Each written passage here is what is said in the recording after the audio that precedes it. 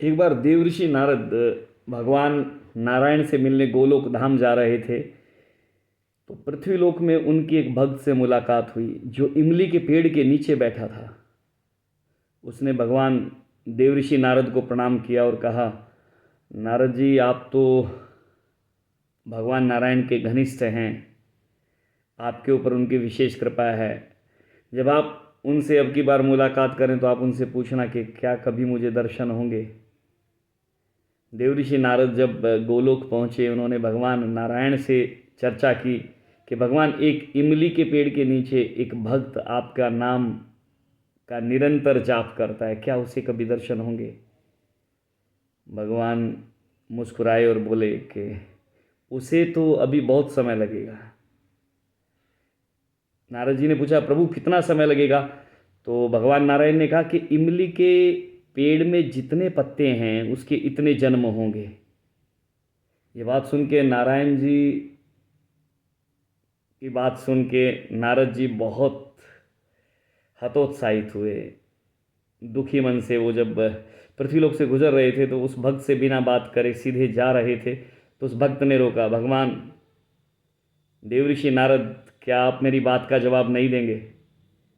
भगवान से आपकी मुलाकात हुई, भगवान ने क्या कहा आपसे। उन्होंने कहा, भगवान ने ये कहा है कि तुम्हारे इतने जन्म होंगे कि जितना तुम्हारे इस इमली के पेड़ में पत्ते हैं। ये सुन के भक्त ने नारद जी से कहा, नारद जी, क्या प्रभु ने कहा है कि वो दर्शन देंगे। उन्होंने कहा, हाँ, इतने जन्मों के बाद भगवान तुम्हें दर्शन देंगे, सच में दर्शन देंगे। भक्त ने फिर कहा, नारद जी ने कहा, हाँ, वो आपको दर्शन देंगे। ये सुन के भक्त के मन की गति आनंदमय हो गई और वो भक्त नाचने लगा, उसके रोम रोम से नाम बहने लगा और तुरंत भगवान नारायण वहाँ प्रकट हो गए। नारद जी ने कहा, प्रभु ये क्या छल है, आप तो मुझसे कह रहे थे कि इस भक्त को इतने जन्म लगेंगे जितने इमली के पेड़ में पत्ते हैं, और आपने तो अभी इनको दर्शन दे दिए, आप मेरी किरकिरी क्यों कराते हैं। भगवान नारायण ने कहा कि इसके जाप की गति बड़ी धीमी थी।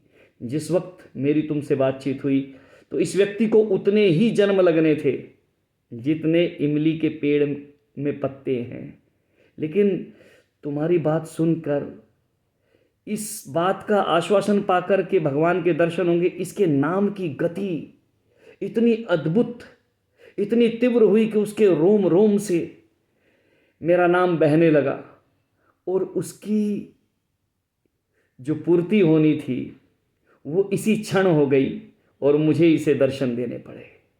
तो भगवान नारायण की विशेष कृपा कब, किस पर, कहाँ, किस क्षण हो जाए, ये नारायण ही जानते हैं। हरिओम तत्सत।